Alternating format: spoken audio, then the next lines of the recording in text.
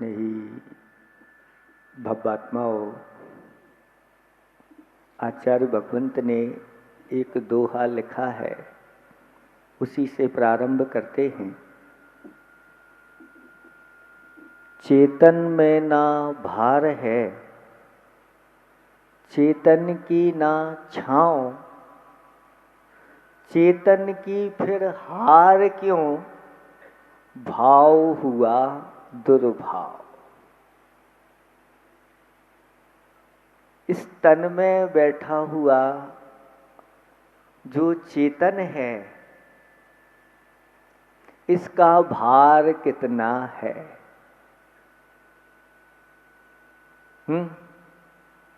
कभी तोला? कोई तौल नहीं सकता। इस तन में चेतन रहता है, तो जब तौलते हैं तो इस तन का भार आ जाता है। चेतन में कोई भार है ही नहीं। लेकिन चेतन जब कर्मों के साथ हो जाता है और 9 कर्म मिल जाते हैं तो यह भारी हो जाता है। और अगर पाप कर्म बढ़ते चले जाए तो और भारी हो जाता है। इतना भारी हो जाता है कि नीचे 7वें नरक तक चला जाता है। और अगर भारी हो जाए तो 7वें नरक से नीचे और उतर जाता है, निगोद में पहुंच जाता है। और अगर यह तन में बैठा हुआ चेतन अगर अच्छे शुभ भाव कर ले तो ऐसा ऊपर उठता चला जाता है कि अंत में जाकर के सर्वार्थ सिद्धि में जाकर के विराजमान हो जाता है। और अगर इन कर्मों का क्षय कर दे तो सिद्ध शिला के ऊपर सिद्ध लोक में जाके वह सिद्धों की श्रेणी में उसका नाम आ जाता है। चेतन में ना भार है, चेतन की ना छाँव, चेतन की कोई छाया नहीं होती। छाया किसकी पड़ती है? कहते हैं पुद्गल की ही ये शरीर आदि की छाया पड़ती है। फिर चेतन अनादिकाल से इस प्रकार से हारता क्यों आया? तो कहते हैं भाव हुआ दुर्भाव। जब हमारे भाव खोटे हो जाते हैं, विषयों में लग जाते हैं, पापों में लग जाते हैं, आर्त रौद ध्यान में लग जाते हैं, तो इसके कारण से चेतन निरंतर हारता आया है। लेकिन अब हारना नहीं है। ये समोसरण विधान हार के लिए नहीं होता। ये तो आप लोगों के लिए ऐसा उपहार मिला है कि इसके माध्यम से अपने चेतन को इतना निर्मल बना सकते हैं, बहुत जल्दी आपका भी समोसरण में नाम आ सकता है। अभी तो आप लोगों ने समोसरण लेकर के और समोसरण में बैठे हैं, लेकिन अभी आप लोगों ने यहाँ पर 16 कारण भावना के अर्घ चढ़ाए हैं। उस राजा सैनिक ने जब अपना दुर्भाव किया और एक मुनिराज के ऊपर उपसर्ग किया, 7वें नरक की आयु का बंध कर लिया। और जब उसी सैनिक राजा ने अपने भावों को सुधारा, ऐसा अपने परिणामों को सुधारा कि 7वें नरक की बंधी हुई आयु घटती घटती पहले नरक में मात्र 84,000 वर्ष कर दी। कहाँ सागर और कहाँ 84 वर्ष, ये बूंद जैसे हैं सागर के सामने। ऐसे परिणाम किए और भगवान महावीर स्वामी के समूषण में बैठ करके दर्शन विशुद्धि आदि बार 16 कारण भावनाएं भाई और तीर्थंकर प्रकृति का बंद कर लिया। नरक में भी तीसरे नरक तक तीर्थंकर प्रकृति का बंध जिन्होंने कर लिया है वहां तक जा सकते हैं।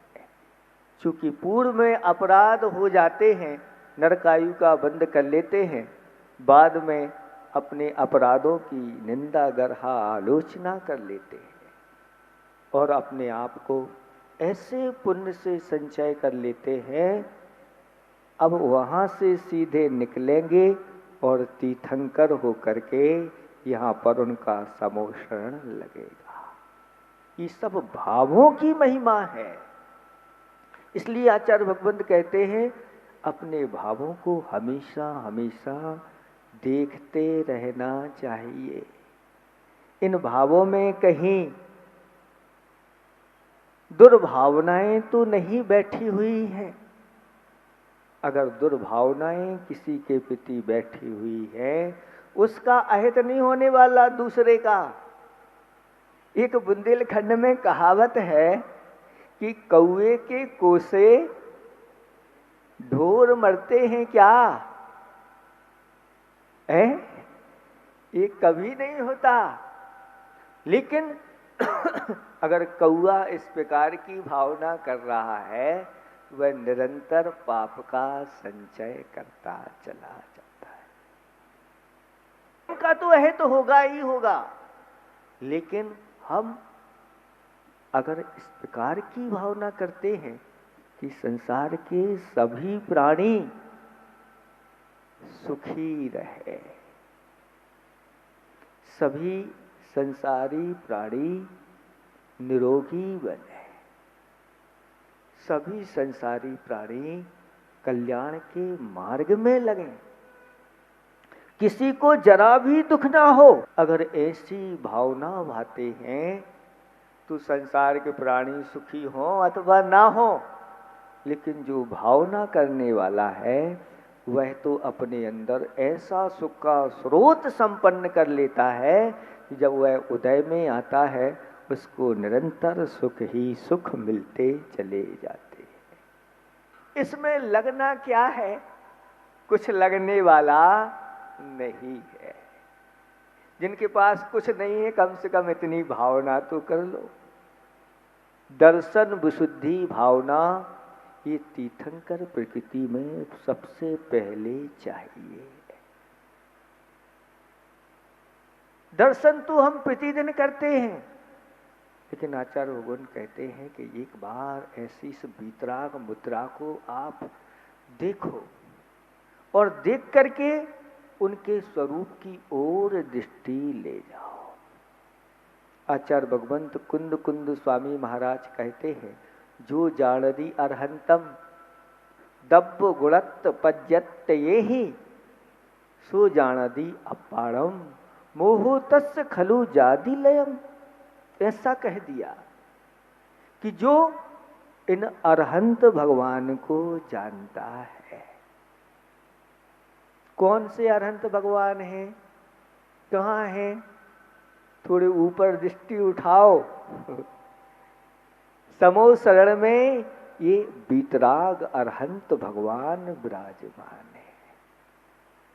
वीतरागी है, इनके पास किसी प्रकार की कोई राग की सामग्री नहीं है, ना कोई वस्त्र है, ना कोई आभूषण है, ना कोई श्रृंगार है, फिर भी यथाजात मुद्रा ऐसी मुद्रा होती है कि अच्छे अच्छे श्रृंगार करने वाले, अच्छे अच्छे सुंदरता को धारण करने वाले, ऐसे चक्रवर्ती महाराज, कामदेव के पद को धारण करने वाले, सौधर्मेंद्र आदि, ऐसे इनकी ओर निहारते रहते हैं और दो आँखों से तृप्त नहीं होते। सौधर्म 1000 आँखें बना करके वो भगवान के रूप को देखते हैं, फिर भी तृप्त नहीं होते।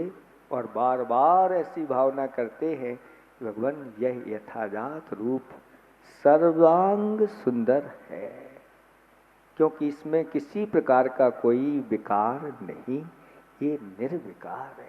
संसारी प्राणी वस्त्र आभूषण धारण करते हैं, अनेक प्रकार के विकार के लिए कारण हो जाते हैं, लेकिन आपने इन सबका, हे भगवान आपके अंदर अनंत चतुष्टय प्रकट हो गया है, उसके आप स्वामी हैं और सबके सिर ताज है, यानी बड़े बड़े राजा महाराजा इंद्र धर्मेंद्र नरेंद्र आदि आदि देवेंद्र, ये सब आपको अपने सिर पर रखने के लिए तैयार हो जाते हैं, आपके चरणों में अपना सिर रखने के लिए तैयार हो जाते हैं, क्योंकि आप ही यथार्थ देव है, देवादि देव है। ये अंतरंग के उनके गुण हो गए, बाहरी ये परम औदारिक उनका शरीर हो गया। अब क्या है, भीतर बैठा हुआ जो आत्मा है, कौन सा आत्मा है, बहिरात्मा से ऊपर उठ गए, अंतरात्मा से ऊपर उठ गए। अब ये कौन सी आत्मा है, परमात्मा है, सकल परमात्मा है। शरीर से सहित होने के कारण से इनको सकल परमात्मा कहा है। उससे गिरते सारे जीव जो दयालु होते हैं वो ऐसा नहीं करते और धीरे धीरे ले जाते हैं और बाल्टी जा कर के उस पानी के ऊपर खड़ी हो जाती है। और खड़ी खड़ी जब बाल्टी रहती है तो पानी भरता है उसमें, नहीं भरता। क्यों? पानी कहता है, हे मानी बाल्टी, एक बार जब तक मुझे धोख नहीं दोगी, एक बार मुझे नमोस्तु नहीं करोगी, तब तक मैं तेरे अंदर आने वाला नहीं। और जैसे ही उस बाल्टी को झुका दिया जाता है और जल उसके अंदर भर जाता है। कितनी जल्दी भरता है आप सब समझते हैं। ऐसे ही देव शास्त्र गुरु के प्रति जो झुक जाता है उसके अंदर ऐसा पुण्य भर जाता है कि जब वह पुण्य उदय में आता है उसके चरणों में लोग झुकने के लिए तैयार हो जाते हैं। शास्त्रों में ऐसे वर्णन है, भगवान के पास एक बार झुका दिया, एक बार जय जयकार बोल दी देव शास्त्र गुरु की, अगले भाव में राजा महाराजा बन करके उनकी जय जयकार होती है। ऐसी महिमा इन भावों की परिणति में है। इन भावों को आप लोग अच्छी तरह से समझें। आदि पुराण में एक घटना आती है कि 4 जीव बैठे हुए हैं जंगल में।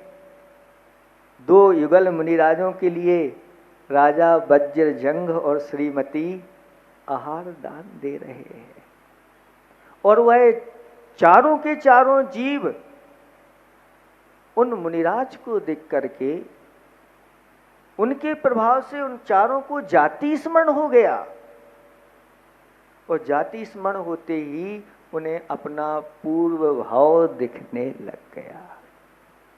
चारों के चारों मनुष्य पर्याय में थे, लेकिन एक क्रोध के वशीभूत होकर के वह बाघ बन। इसलिए आत्मा को पवित्र करने वाले ये पुण्य के कार्य करते चले जाना चाहिए। हाँ, भगवान से ऐसी प्रार्थना जरूर करनी, भैया भगवान मुझे ऐसा पुण्य नहीं चाहिए जिस पुण्य में मैं आसक्त हो जाऊं और भगवान आपको भूल जाऊं और दुर्गति का पात्र हो जाऊं। ऐसा पुण्य नहीं चाहिए, लेकिन मुझे ऐसा पुण्य तो चाहिए भगवान कि भव भव में जब तक मुझे निर्वाण की प्राप्ति नहीं हो, आपकी भक्ति ऐसे ही समूषण बना बना करके अच्छी अच्छी द्रव्य ले ले करके भगवान आपकी भक्ति करता रहो। और जिन्होंने ऐसी जितेंद्र भगवान की भक्ति की है, शास्त्र भरे पड़े हुए हैं, थोड़ी थोड़ी द्रव्य से भी जिन्होंने भगवान की भक्ति की है वो भगवान बन करके सीधे सिद्धालय में विराजमान हो गए हैं। फिर आप लोग ऐसी बड़ी बड़ी पूजा रचा रहे हो, अच्छी अच्छी द्रव्य सामग्री लेकर के इस प्रकार की कर रहे हो, बस अपने भावों को अच्छे निर्मल बनाना और ये धर्म की प्रभावना ऐसे ही करते चले जाना, क्योंकि ये बहुत दुर्लभ क्षण है। ये दुर्लभ क्षण बहुत कम आते हैं अपने जीवन में, बाकी संसार के बहुत कार्य निरंतर प्रतिदिन होते रहते हैं। गुरुओं का सानिध्य मिल जाता है, उनकी प्रेरणा होती है, एक आध दो लोग भाव बनाते हैं, धीरे धीरे 2 से 4 होते हैं, 4 से 40 होते हैं और 40 से फिर 400 हो जाते हैं और वह एक बहुत बड़ा बृहद रूप धारण कर लेता है। इसलिए आप लोग अच्छी तरह से एक दूसरे के प्रति अच्छे भावों के साथ ये कार्य आप लोगों को करना है। आपके भाव ऐसे उज्जवल भाव बने तो आप उठते चले जाएं और हमेशा जीतते चले जाएं। ऐसा ये आपके लिए आचार्य श्री का दोहा रखा कि चेतन में ना भार है, चेतन की ना छाँव, चेतन की फिर हार क्यों, भाव हुआ दुर्भाव।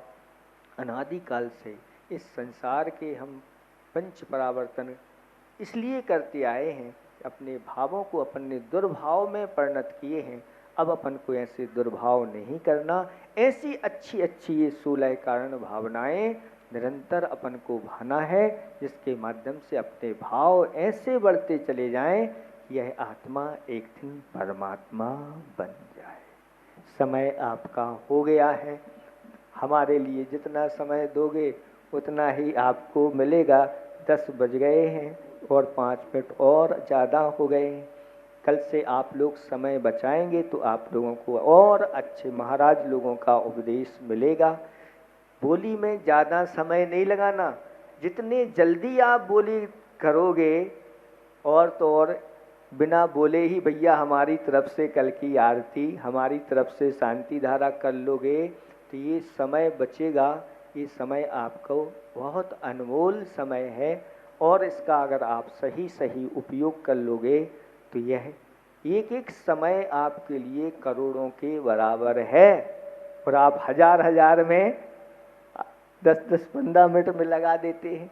3 लोग के नाथ के लिए तो समर्पित होकर के आप करेंगे तो बहुत आनंद आएगा। इन्हीं भावना के साथ अहिंसा परमो धर्म।